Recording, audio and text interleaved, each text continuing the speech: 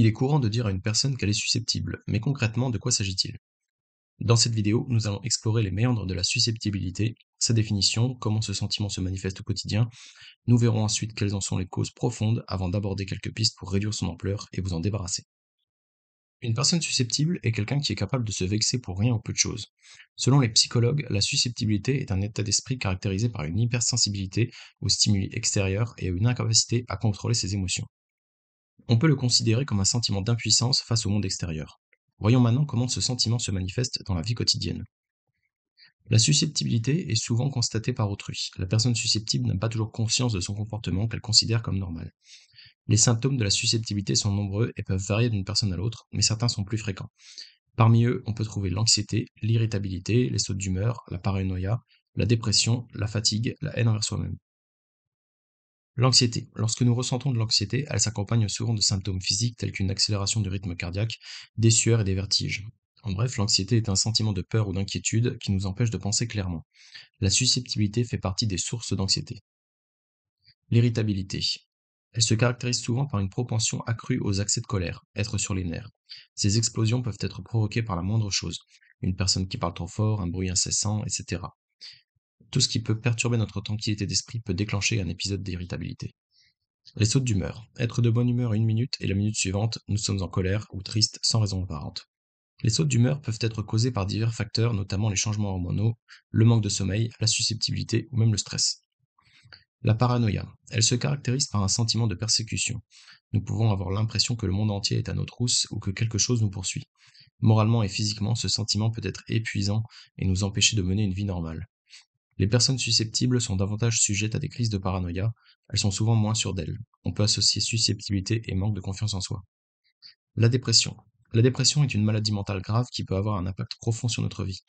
Elle se caractérise par des sentiments de tristesse, de désespoir et d'inutilité.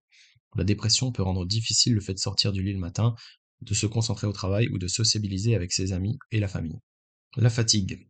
L'épuisement physique et moral est une autre conséquence possible d'une susceptibilité sur le long terme. La haine envers soi-même. Être susceptible peut amener à une incompréhension des autres.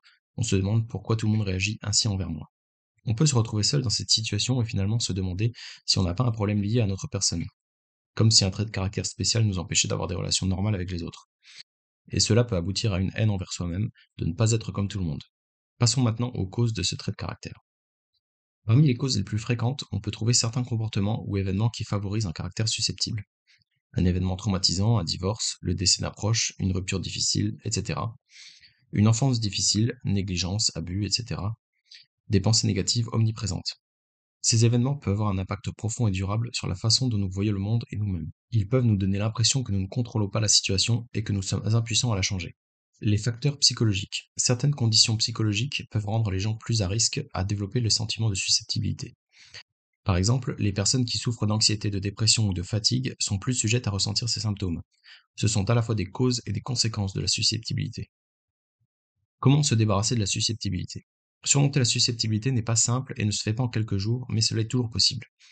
Voici plusieurs façons de se débarrasser de la susceptibilité. Nous les avons réparties en deux catégories, celles qui peuvent être pratiquées seules et celles qui nécessitent l'intervention d'un professionnel de santé. Comment surmonter soi-même sa susceptibilité? La première étape consiste à identifier les causes profondes de la susceptibilité. Une fois que vous les connaîtrez, vous pouvez commencer à travailler pour les surmonter. Voici quelques conseils qui peuvent vous aider.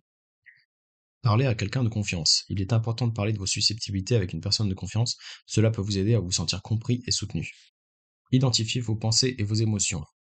Une fois que vous en êtes conscient, vous pouvez commencer à les remettre en question. Sont-elles vraies? Vous êtes-elles d'une quelconque manière? Concentrez-vous sur le moment présent. C'est une des meilleures façons de surmonter vos susceptibilités. Que se passe-t-il en ce moment? Que pouvez-vous voir, entendre, sentir, goûter et ressentir? Rester dans le moment présent vous fait oublier toutes vos inquiétudes. Apprenez à lâcher prise sur le passé pour moins subir les impacts des moments difficiles. Si vous avez l'impression de ne pas pouvoir surmonter vos susceptibilités par vous-même, n'hésitez pas à demander l'aide d'un professionnel. Un thérapeute peut vous aider à mieux comprendre et gérer vos émotions. Vous avez le choix entre de nombreux praticiens parmi les professions suivantes: psychologue, psychiatre, hypnothérapeute, sophrologue. Dans un premier temps, il serait peut-être plus adéquat de consulter votre médecin traitant pour poser un diagnostic sur votre susceptibilité. Une fois cela fait, votre médecin sera en mesure de vous orienter vers un professionnel adapté.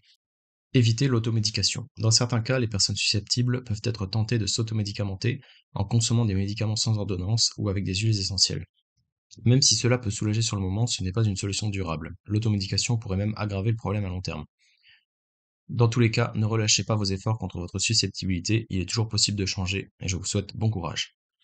Si vous souhaitez en savoir plus sur les méthodes anti-anxiété sans médicaments, cliquez sur le lien dans la description pour recevoir des conseils gratuits par mail. C'est la fin de cette vidéo, s'il vous a aidé, dites-le avec un j'aime, si vous avez des questions, mettez-les en commentaire, et prenez soin de vous.